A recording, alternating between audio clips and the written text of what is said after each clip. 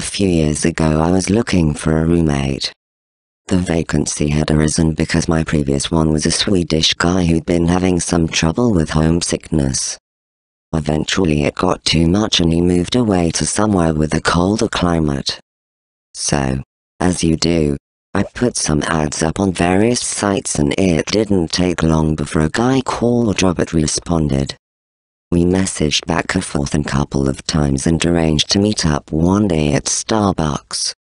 I was immediately struck by his easy charm and wit. You couldn't hope to meet a person who was easier to talk to. He was in art school with ambitions of making it big as a painter.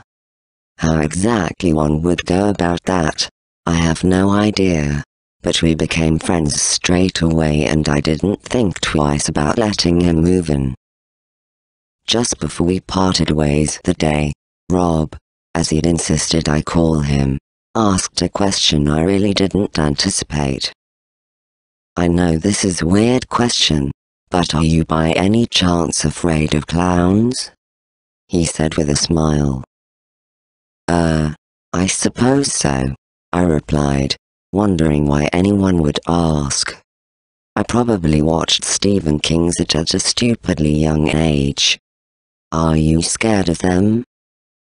Oh, damn, he said. I'm a clown at the weekends.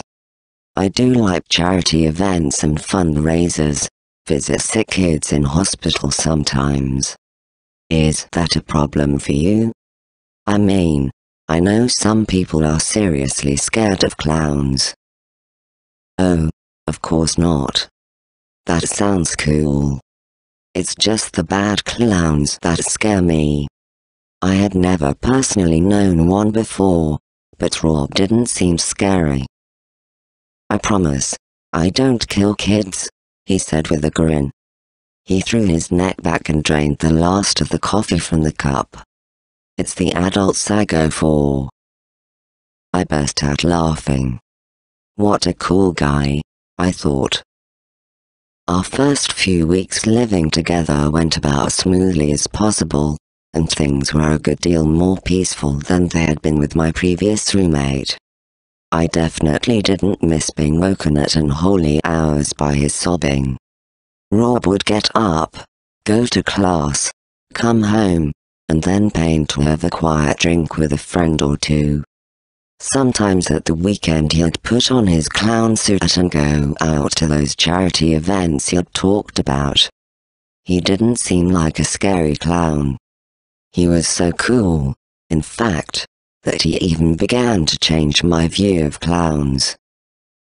There was a freezer in our kitchen that I'd told Rob not to bother using. It hadn't been right since before he moved in. I kept meaning to call someone to come out and look at it or replace it, but I guess it must have slipped my mind. One day, about 5 months after Rob moved in, I came home to find the lights on but total silence in the house. That was strange. Rob was always watching TV or playing his guitar. He hated silence. But I really knew something was up when I noticed something different about that freezer. The freezer door was open. I walked over, looked inside. Oh my God. 8 chunks of a human body, all cut up neatly and stored tidily on the shelves. I can't really explain how I felt at that moment. I panicked. What the hell can you do in that situation? My mind was racing and I thought back to the day we met when Rob made that joke about only killing adults. Holy crap. Just then, a faint shuffling noise came from Rob's room. I didn't know what to do.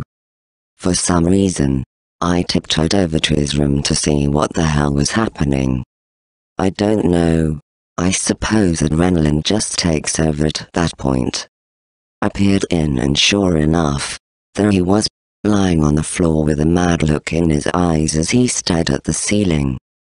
After a long delay in which I'm sure he was aware of my presence, he looked up at me.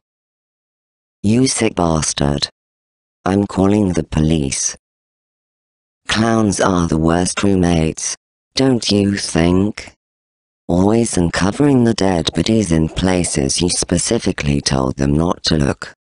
I'm afraid I had to kill him too.